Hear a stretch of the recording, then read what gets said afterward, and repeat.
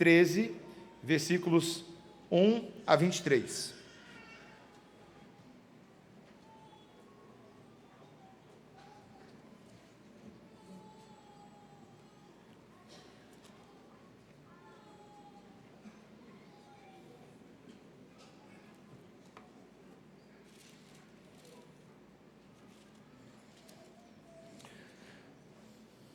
As Escrituras Sagradas são infalíveis, inerrantes, inspiradas, eficazes e poderosas para nos ensinar a vontade de Deus nessa noite. Então, ouça a voz do Espírito com atenção.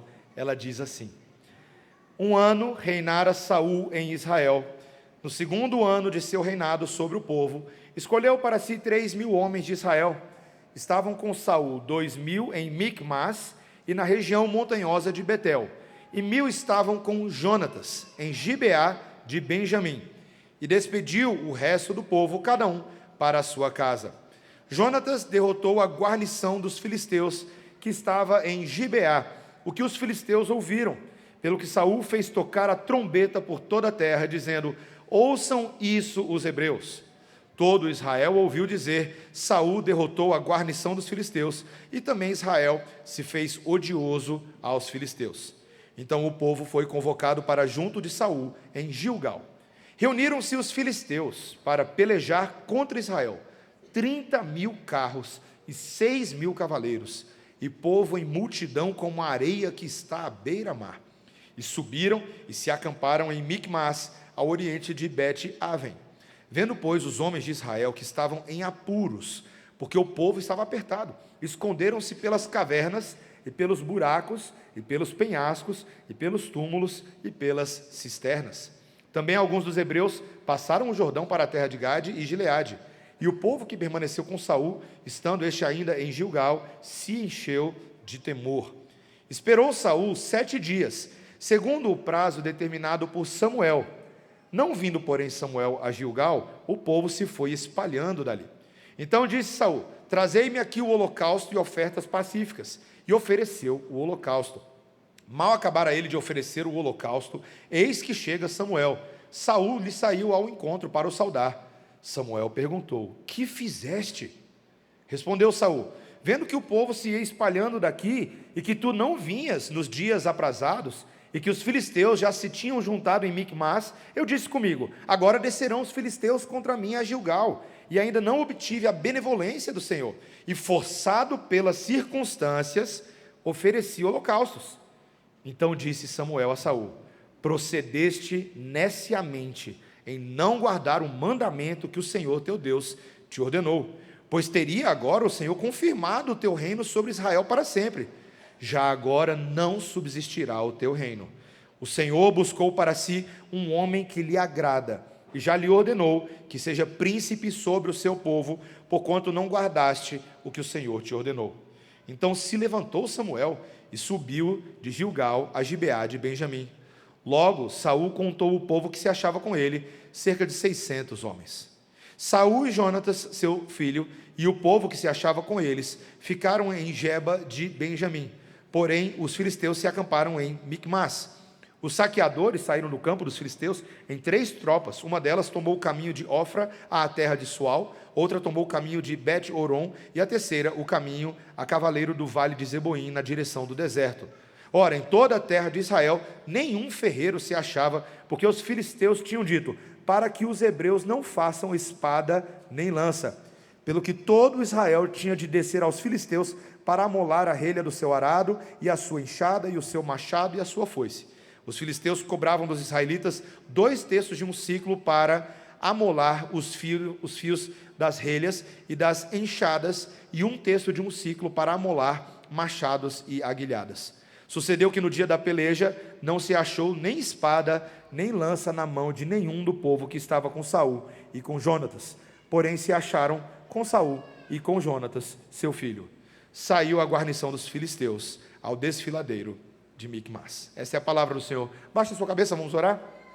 Senhor Deus, fala conosco nessa noite. Este texto é mais um daqueles textos que traz detalhes sobre a história do povo de Israel, que nos ajudam a entender a nossa identidade espiritual, não só a dos nossos antepassados, mas aquilo que nós somos desafiados a entender sobre nós mesmos hoje. Desafia a tua igreja, Senhor. Fala conosco, é o que pedimos, em nome de Jesus. Amém. Meus irmãos, entre os heróis que de alguma maneira marcaram a minha infância, eu me lembro do filme do The Flash. Crianças, vocês lembram do The Flash? Aquele que se veste de vermelho. Eu assisti quando eu era criança. Eu não lembro muito bem assim não, crianças, eu só tenho uns flashes na minha cabeça. Ok? Trocadilho, ficou aí. Era o Barry Allen, era um cientista que ganhava os seus poderes logo depois de um acidente que envolvia produtos químicos, cai um raio, e aí ele, como todo super-herói, ele ganha superpoderes, ele fica rápido, ele tem muita velocidade para agora combater o crime, enfrentar vilões com habilidades diversas, e ocasionalmente ele viaja no tempo entre dimensões.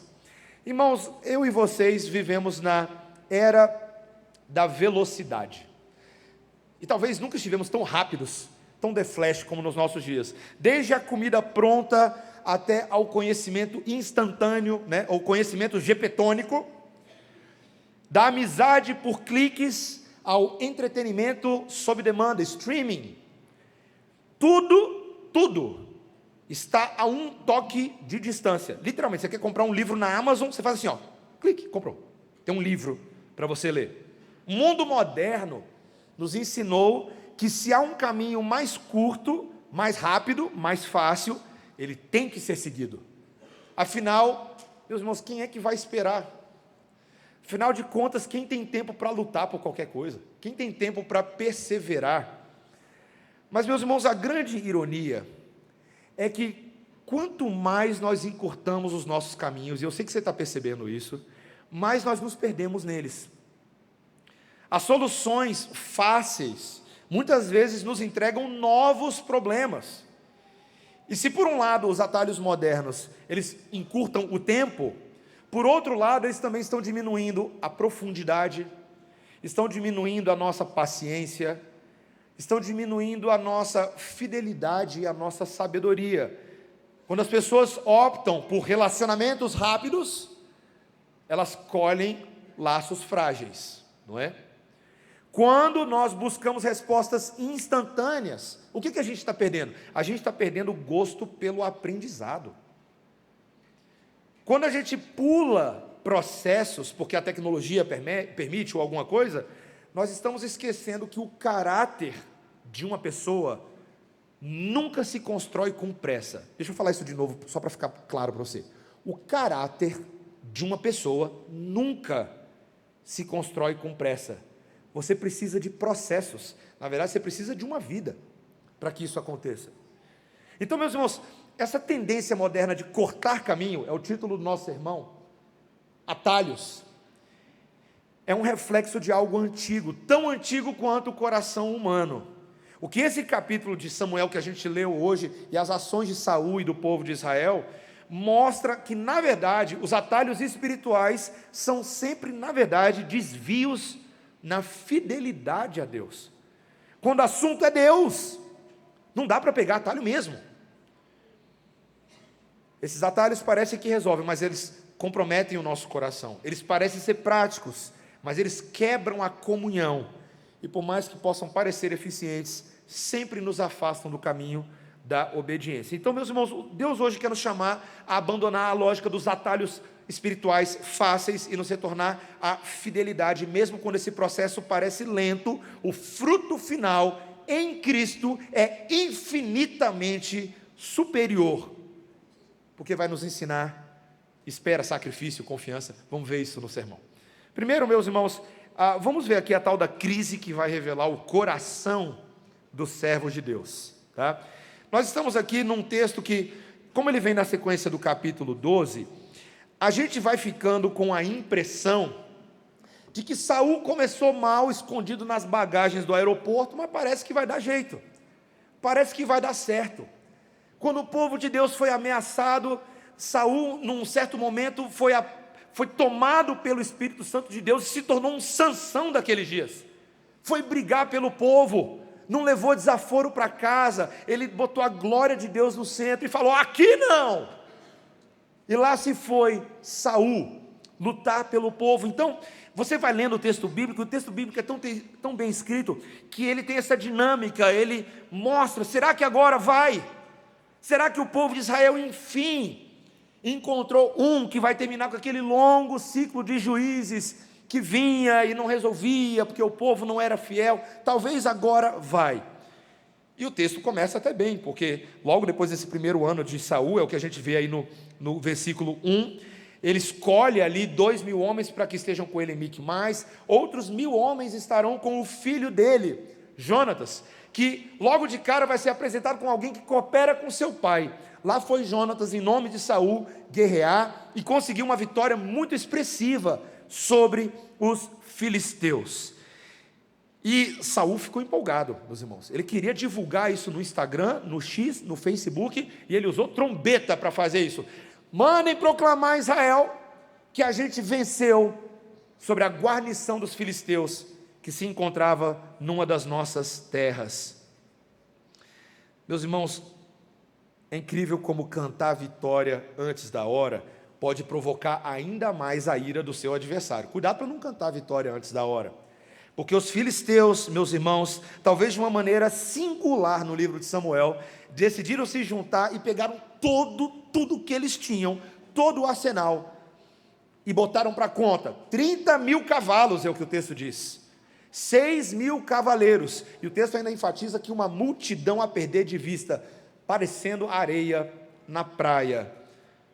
E eles se levantaram então para pelejar contra Israel, e eles foram justamente para onde Saul estava. Eles acamparam em Miquimás. Quando o povo viu, e você sabe dessa habilidade de ser humano virar rato, isso acontece, o povo virou rato. O texto descreve que literalmente eles começaram a se esconder nas frestas das rochas, dos penhascos. O povo se dispersou, porque a alma deles ficou aterrorizada de temor diante do que eles estavam vendo. Momentos como esse, meus irmãos, na vida de Israel, momentos de crise, sempre tem um propósito diante da soberania de Deus. Há quem pense que quando uma crise acontece, Deus não está envolvido nisso. Deus está envolvido nisso, porque Ele usa momentos como esse para revelar aonde está apoiado o senso de sucesso e vitória desse povo. Eles confiam em quem? Na trombeta de Saul? Ou na capacidade do seu filho? Meus irmãos, eu me preocupo quando nós, ao longo da história da humanidade, nós temos essas sensações de que certas famílias de pessoas ou clãs de pessoas possam, pai, filho, neto, ser os responsáveis pelo sucesso hereditário de uma nação. Isso acontece muito aqui no Brasil, tá?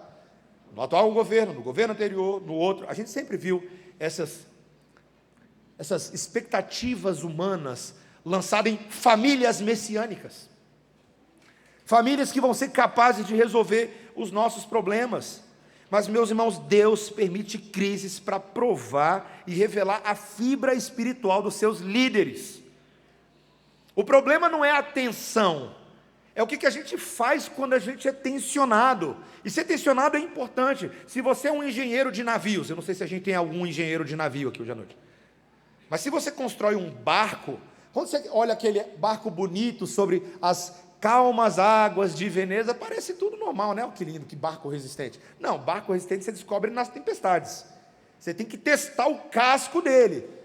As crianças sabem disso porque elas cantam a musiquinha do não construa sua casa na areia, não construa na beira do mar. A rocha é o lugar de construir, o alicerce forte que não vai cair, por quê? Porque as tempestades, vão e vêm. E aí tentam derrubar a casa, mas ela não se derruba. Meus irmãos, eu quero perguntar aos irmãos, como é que você reage quando você está sob pressão? No geral, na vida, como é que você reage? Você tem algo dentro de você que lhe dá coragem? Mas é fato que quando as pressões aumentam, a gente precisa recorrer a algo maior do que a nossa própria coragem. A gente precisa de palavra, de substância, como um amigo meu diz, de rapadura, biotônico fontoura, lembra? De algo permanente, algo que não se abale. Mas o problema, meus irmãos, é que quando nós temos que tomar decisões, quando nós estamos diante de momentos de pressão, seja por soluções financeiras para a sua vida, soluções para o casamento, quando você não gasta o tempo necessário meditando na palavra, e meditando em oração, e se munindo do conselho e da sabedoria daqueles que são mais experientes do que você, nós podemos ficar igual ratos, e acontece, já aconteceu comigo, e eu sei que isso acontece com você também, e essa crise pode revelar realmente a qualidade do seu e do meu coração. Então, como reagir? Será que vai ser Saul que vai explicar isso para a gente? Eu te garanto que não. O segundo ponto é o problema dos atalhos da desobediência piedosa. Aquilo tem cara de piedade, mas é desobediência. Meus irmãos, o texto vai deixar claro que Saul estava esperando por Samuel. Havia um combinado entre Saul e Samuel, nós vimos isso alguns capítulos atrás, de que Samuel havia dito para Saul: veja, Saul, espera aí um pouquinho, daqui a 7 dias eu estarei com você. Mas o coração de Saul não aguentou. Quando ele começou a ver os seus próprios 2.000 homens dispersando, ele decidiu fazer algo, meus irmãos, que não era competência dele. O homem era rei, não era sacerdote, mas lá foi Saul. A gente não tem todos os detalhes do texto, mas os sacerdotes tinham todo o rito. Eu não sei se Saul foi lá e pegou literalmente a estola sacerdotal, botou ela meio em cima da hora, a mitra, santidade ao Senhor. A gente não sabe o que ele fez, mas a gente sabe pelo texto que ele fez uma coisa. Ele pegou os animais, ele sabia mais ou menos como funcionava o rito,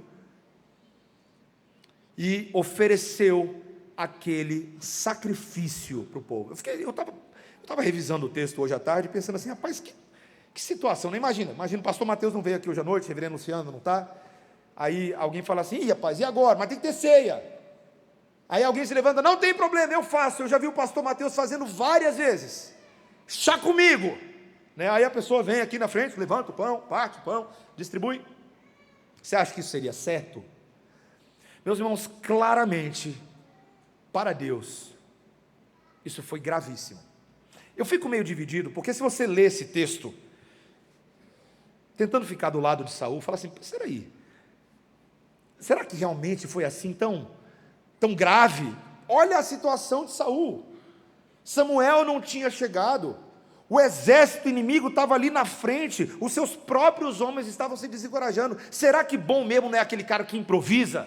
Será que o líder que a gente não quer, não é aquele assim que tem coragem de fazer o que outros fariam, mas na falta do outro, não tem tu, vai tu mesmo? Alguém poderia ler esse texto falando assim, poxa, Deus está sendo injusto com Saul. Mas meus irmãos, Deus nunca é injusto. E se Deus não gostou, é porque tem motivo para não gostar. O fato é, meus irmãos, que Saul não apenas quebrou uma regra, ele violou a centralidade da palavra de Deus. Ele fez aquilo que não era autorizado, ele fez aquilo que na verdade era proibido. E há quem pense até hoje em dia, meus irmãos, que sendo Deus um Deus de graça, Ele aceita quando a gente, dá um jeito. Meus irmãos, o problema nosso é que está faltando um conceito claro sobre a santidade de Deus. E a santidade de Deus na sua lei. Esses dias eu estava conversando com um irmão, quando digo esses dias, alguns meses atrás, ele dizendo, eu perguntei para ele como é que estava essa leitura bíblica, ele estava fazendo um exercício de leitura bíblica anual, e eu perguntei para ele o que estava mais sobressaindo para ele na leitura bíblica, o que ele estava gostando de perceber na leitura bíblica. Ele falou assim, pastor, como eu nunca tinha feito a leitura bíblica dessa forma antes, a coisa que mais está se sobressaindo para mim, em tudo que eu estou lendo na Bíblia, é de que a santidade de Deus é um assunto com o qual não se brinca. E eu falei, eu tenho a mesma impressão quando eu leio a Bíblia. Se eu tivesse que tentar dar uma característica que perpassa todos os capítulos, de 1 Samuel, 2 Reis, 2 Samuel, 1 Reis, 2 Reis, 1 Crônicas, 2 Crônicas, Esdras, Neemias, Esther, Josué, Salmo, Provérbios, por aí vai, é de que a santidade de Deus é tão imutável quanto o próprio Deus. E com Deus não se brinca, meus irmãos. Não dá para fazer um jeitinho brasileiro com Deus. Meus irmãos, quando você chegar lá no céu, Se você não tiver sido justificado pelo sangue de Cristo, não vai adiantar preparar um pãozinho de queijo para Jesus, uma rapadura para Jesus. Eu fiz um cuscuzinho com ovo para você, Jesus. Você não vai ganhar Jesus com cheiro de comida. Você não vai ganhar Jesus com algum tipo de compensação de uma outra habilidade que você tem. Sim, Jesus, eu não fui santo, não fui justificado, mas eu era campeão olímpico de salto ornamental. Não vai justificar. E o problema aqui, meus irmãos, é que esse rei quer os benefícios da bênção divina, mas ele não quer aguardar com paciência para ouvir a instrução de Deus, a instrução profética que só Samuel poderia trazer. Sim, Samuel está aqui no 7º dia, Samuel não chegou, tinha que esperar um pouco mais, porque a verdade é que ele ainda não sabia o que fazer. E ele achou que ele poderia dar uma chave de braço em Deus, fazendo um holocausto para suscitar favor divino. Meus irmãos, a desobediência justificada com boas intenções ainda é rebeldia. O Espírito Santo de Deus está nos levando nessa noite a um exercício de paciência, a esperar em Deus. Nós acabamos de cantar o Salmo 62, minha alma espera por ti. Os salmistas, quando eles estavam aflitos, eles iam para a palavra e aguardavam a compreensão e o entendimento daquilo que Deus dizia. E quantas vezes eu e vocês, meus irmãos, na dificuldade da paciência, a gente acaba sempre dando jeitinhos, né? A gente mente para preservar a paz, em vez de falar a verdade. A gente manipula situações para o bem da igreja, como eu ouvi recentemente. É triste, meus irmãos, ouvir de pastores e líderes. Nós fizemos assim pelo bem da igreja. Fez nada. Fez para salvar a sua pele, fez para a sua glória, mas não fez pelo bem da igreja, porque o bem da igreja está ligado ao bem de Cristo. Decisões que são tomadas na vida sem oração. Já parou para pensar, meus irmãos, a quantidade de vezes na vida que eu e vocês não oramos o suficiente para tomar uma decisão? E a gente se sente pressionado pela situação, a gente tem que tomar a decisão, tem que tomar. Mas e a oração? E o jejum? E o confiar em Deus? Um dos livros, meus irmãos, que sempre me impacta muito, e eu mencionei alguns sermões atrás, é o livro de Provérbios, e eu usei a ajuda de uma concordância bíblica digital para ver quantos textos em Provérbios falavam de forma mais direta ou indiretamente sobre a relação entre pegar atalhos e ser fiel. Eu não vou dar o dado estatístico, eu só vou mencionar para vocês os versículos que sobressaíram para mim no meu estudo. Olha só, olha como a Bíblia coloca para a gente. Há caminho que ao homem parece direito, mas o fim deles são os caminhos de morte. Provérbios 14, 12. O homem fiel será acumulado de bênçãos, mas o que se apressa a enriquecer não ficará sem castigo. Provérbios 28, 20. Provérbios 21, 5. Os planos bem elaborados levam à fartura, mas o apressado não come cru, tá? Sempre acaba na miséria. Provérbios 10, 9. Quem anda em integridade anda seguro, mas quem segue caminhos tortuosos será descoberto. Meus irmãos, aqui no terceiro ponto, e aqui eu já estou dentro do terceiro ponto, só não dei o nome, é quando a gente põe o reino a perder. A gente pode acabar pondo o reino a perder, e foi isso que aconteceu com Saul. Veja comigo, acompanha a leitura no versículo 13. Então disse Samuel a Saul: procedeste neciamente em não guardar o mandamento que o Senhor teu Deus te ordenou, pois teria agora o Senhor confirmado o teu reino sobre Israel para sempre. Já agora não subsistirá o teu reino. O Senhor buscou para si um homem que lhe agrada, e já lhe ordenou que seja príncipe sobre o seu povo, porquanto não guardaste o que o Senhor te ordenou. Então se levantou Samuel e subiu de Gilgal a Gibeá de Benjamim. Foi embora, meus irmãos. Samuel foi embora. Samuel tinha levado 7 dias para chegar lá. Quando ele chega e vê o que acontece, ele dá o recado e vai embora. E o recado é que Saul, por que Saul? Você foi fazer isso? Meus irmãos, o problema de Saul é que ele tentou dar uma justificativa humana, que parece legítima, mas não é. Veja, Samuel, minha situação, eu estava com medo, era difícil, mas esse é o problema, meus irmãos. É incrível como eu e vocês não precisamos de nada mais senão a suficiência das Escrituras para mostrar toda a nuance dos afetos, sentimentos, formas de pensar e cosmovisão das pessoas. Literalmente o que ele está falando é: eu agi porque eu estava com medo. Aí você fala assim, esse é o problema. Quando você toma decisões com medo, o que acontece? O que acontece, meu irmão, minha irmã, quando a gente toma decisões com medo? Por temor de homens, pressionado pela situação. Normalmente são as piores decisões que saem desse quadro. E a palavra de Samuel para Saul é definitiva: já agora o teu reino não subsistirá, você vai perder o reino. E conforme o coração de Deus vai ser levantado no seu lugar. Veja, meus irmãos, que o que está em jogo realmente não é a estratégia militar, é o princípio da autoridade da palavra de Deus, e com ela vem as consequências da nossa decisão. O ruim é que a gente tem que lidar com consequências. Todo mundo já sabe que eu torço para o Flamengo, ou é a primeira vez que eu estou falando isso aqui na igreja? O nosso time Flamengo lá está passando por umas complicações, que não são exclusivas do meu time de futebol.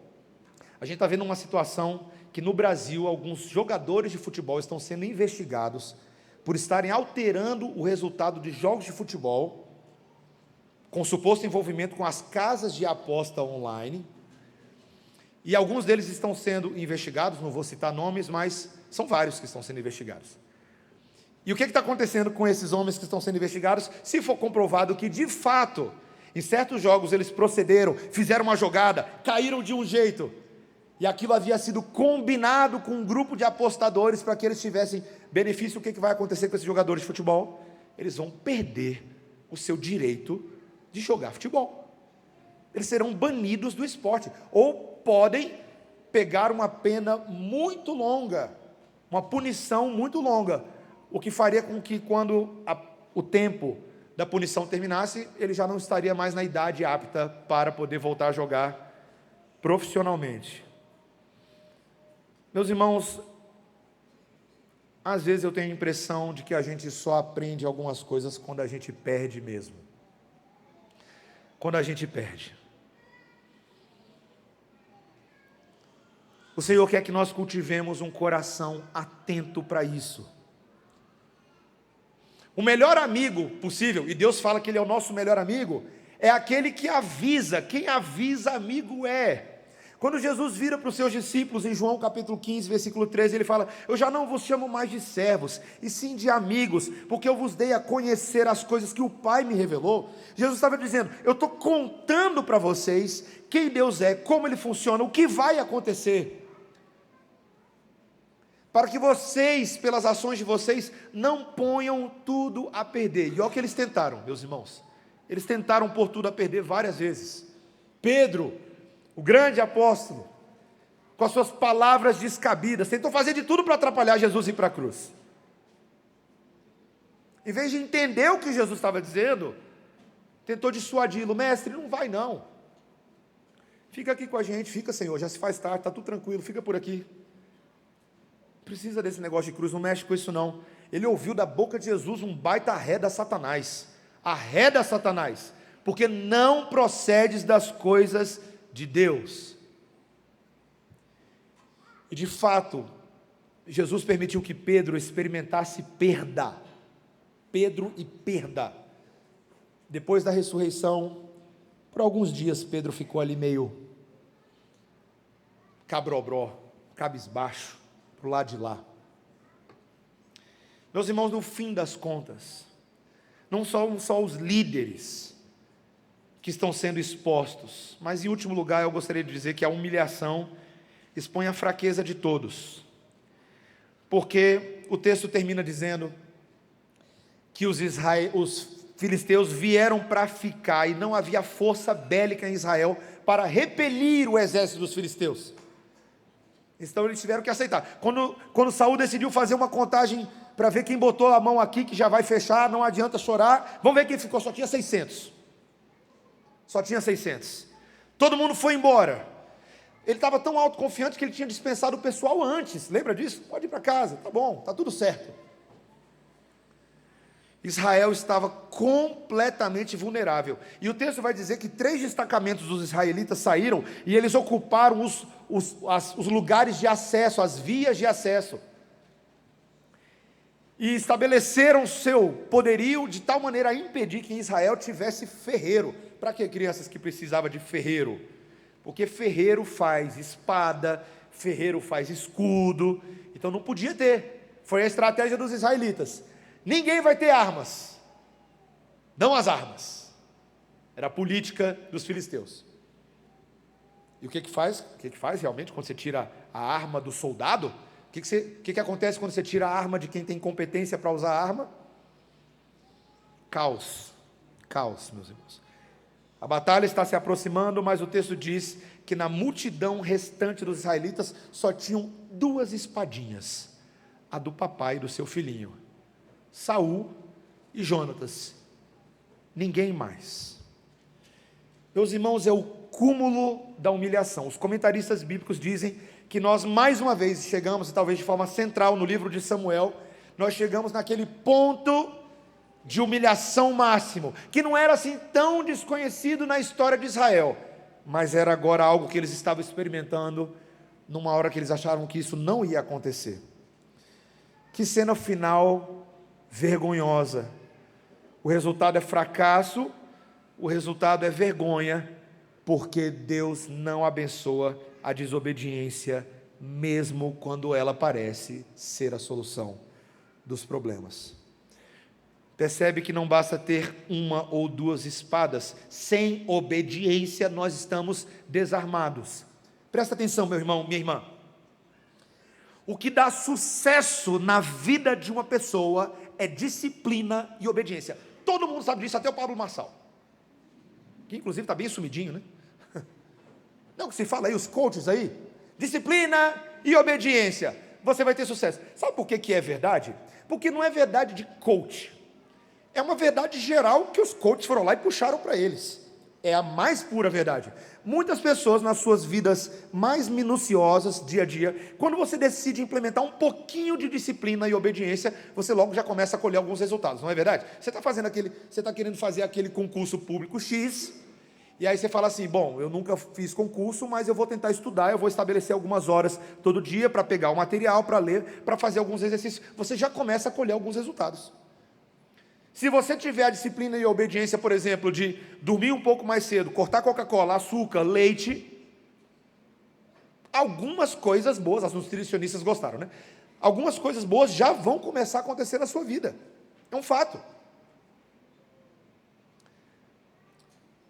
Então, meus irmãos, é óbvio que a prática da obediência e da disciplina vai trazer resultado. O nosso problema nunca foi a prática da obediência e da disciplina. O problema é o nosso caráter. Nós, por essência, somos como Saul, desobedientes. Sabe qual é o problema do desobediente? Ele fala, vou ser obediente. Aí ele vai lá, por um tempo, ele... Mas logo ele volta a ser o que ele é. O porquinho volta para o chiqueiro. E eu não estou falando de obediência de ir para a academia ou comer melhor. Eu estou falando da obediência que agrada a Deus. Como, meus irmãos, ter sucesso na vida espiritual se Israel é desobediente? Como ter sucesso na vida espiritual se Deus tira Israel do Egito, mas ainda tem um Egito no coração de Israel? Como ser bem-sucedido se no que depender da sua própria vida e do seu próprio fazer, você só vai colher tragédia pelas suas decisões e problemas? Como fazer? Meus irmãos, é óbvio que a resposta não está em Saul. O texto, ele encerra todo mundo debaixo da mesma régua. Todo mundo está humilhado, todo mundo é fracassado, os filisteus vão ganhar. A menos que Deus já tenha preparado um homem segundo o seu coração para reinar sobre nós. Perceba, meu irmão, minha irmã, eu fico tão surpreso, e aqui caminhando para o final, porque a minha e a sua tendência sempre vai ser pegar atalhos. O pastor que vos fala não é homem perfeito, e eu me entristeço com os momentos da vida que eu peguei atalhos para tentar ter resultados mais rápidos. Atalhos que acabaram ferindo o meu coração, ferindo o coração da minha esposa, da minha família, ferindo o coração de Deus.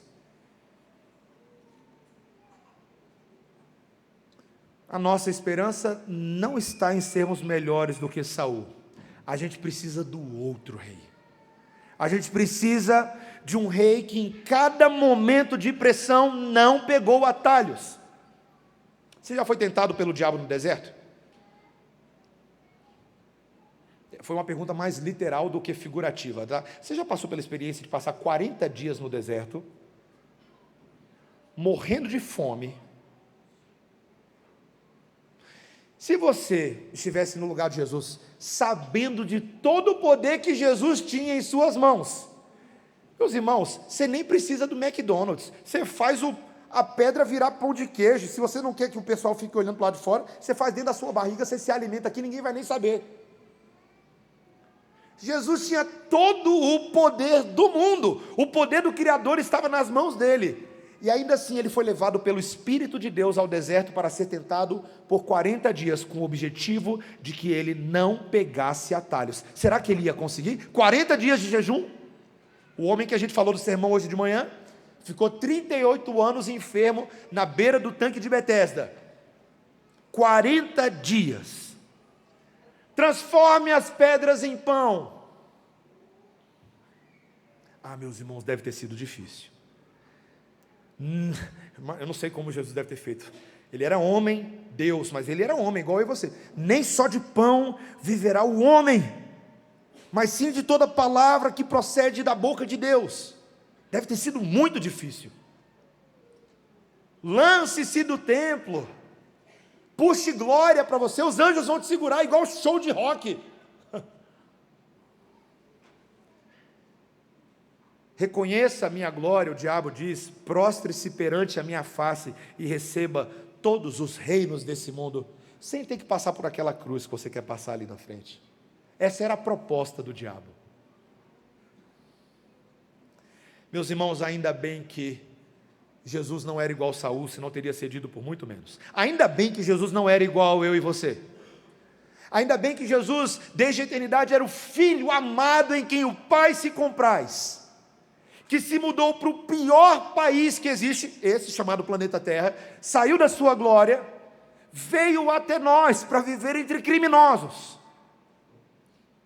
O outro rei, que veio não com espada, mas com um madeiro, não para apressar o tempo, mas para cumprir cada linha do tempo de Deus. E é por isso que, se você tem problema com paciência, você precisa de uma boa dose de Jesus na sua vida. Se você tem problema com a paciência, você precisa de uma boa dose de Jesus na sua vida. Esse é o remédio. Você precisa ver o que ele fez, o tempo que ele empregou. Enquanto Saul se precipita no altar dos sacerdotes, Cristo, o verdadeiro sacerdote, se prostrou naquele Getsêmani. Podia ter medo do Getsêmani. Saul teve medo do povo, mas Cristo optou por caminhar firme por amor ao povo. Em vez de ter medo do povo, ele amou o povo. E ele fez o difícil, não pegou atalhos, ele não evitou a cruz, como eu e vocês fazemos. Eu faço também, meus irmãos. A gente evita a cruz. Ele não fugiu da humilhação, trilhou o vale da obediência até o fim, o vale da morte, e morte de cruz. E justamente, meus irmãos, porque ele foi fiel, a Bíblia vai nos dizer que a coroa dele não se perdeu, pelo contrário, ela foi conquistada, não por força humana, mas pelo sangue obediente de um cordeiro sem mancha, um rei que merece ser rei. Quando a minha e a sua alma, meu irmão, minha irmã, estiver tentada a resolver com pressa o que só Deus pode fazer, olhe para o Rei. Olhe para o Rei que não falhou. Olhe para o Cristo, a esperança que não engana, o forte sumo sacerdote, o Redentor que não se desvia, o Senhor que reina sem erro, que guia seus filhos pelo caminho. E mais, meus irmãos, o Deus que pode derrotar os filisteus por nós, que pode nos ajudar a tratar de pecados, reconciliar casamento, resolver coisas impossíveis. Eu não posso. Eu deixo para vocês depois conhecerem os irmãos que foram apresentados hoje à noite. Mas quando a gente deixa realmente o Senhor fazer do jeito dele, por mais estreito que seja o caminho, e às vezes é muito estreito, porque pedir perdão para a esposa e pedir perdão para o marido pode ser um caminho muito estreito, mas quando você não pega atalho e tenta evitar essa conversa passando ao redor dela, mas você vai para ela, porque Jesus te deu poder para você ir para dentro dessa conversa, meus irmãos, o fruto final glorifica a Deus e beneficia a vida tua e da tua esposa. Então não dá um jeitinho, não passa ao largo. Posso falar de ChatGPT? Pode. Meus irmãos, o ChatGPT pode ajudar você a ter umas respostinhas calvinistinhas para você impressionar os amiguinhos na igrejinha. Tem gente hoje que está falando aí que nem vai mais para seminário estudar para ser pastor, não, porque eu tenho ChatGPT. Mas, meus irmãos, sabe o que o ChatGPT nunca vai fazer por você? Ele nunca vai poder substituir o tempo. Vou fazer igual o pastor Alan Pontes quando ele veio aqui. Tempo para você fazer isso aqui, ó. Vou fazer em câmera lenta, vou gastar o tempo no meu sermão fazendo isso, ó. Presta atenção, ó.